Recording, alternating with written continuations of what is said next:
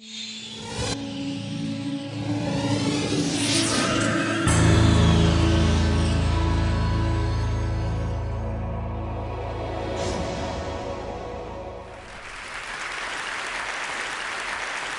amazing when you meet a head of state and you say, what is your most precious natural resource? They will not say children at first, and then when you say children, they will pretty quickly agree with you.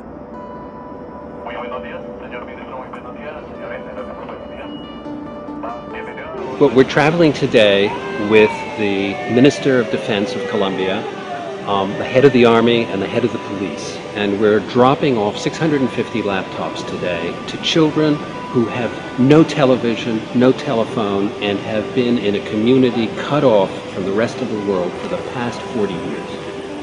The importance of delivering laptops to this region is connecting kids who have otherwise been unconnected because of the FARC, the guerrillas that started off 40 years ago as a political movement and then became a drug movement. There are 1 billion children in the world, and 50% of them don't have electricity at home or at school. And in some countries, let me pick Afghanistan, 75% of the little girls don't go to school. I don't mean that they drop out of school in the 3rd or 4th grade. They don't go. So in the 3 years since I talked at TED and showed a prototype, it's gone from an idea to a real laptop. We have 500,000 laptops today in the hands of children. We have about 250,000 in transit to those and other children.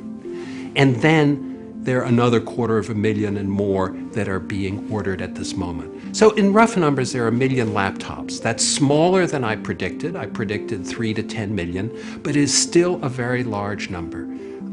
In Colombia, we have about 3,000 laptops.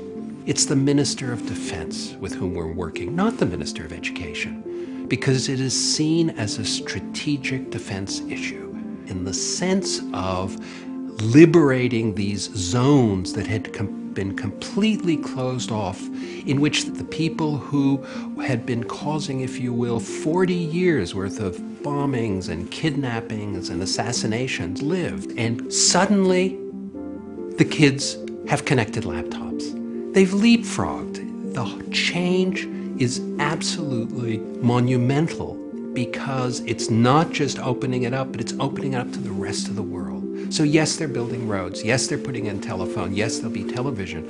But the kids 6 to 12 years old are surfing the internet in Spanish and in local languages. So the children grow up with access to information, with a window into the rest of the world before they were closed off. Interestingly enough, in other countries, it'll be the Minister of Finance who sees it as an engine of economic growth.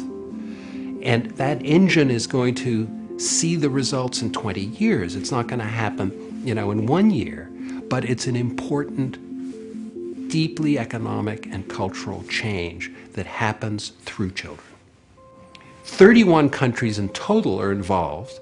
And in the case of Uruguay, half the children already have them, and by the middle of 2009, every single child in Uruguay will have a laptop, a little green laptop.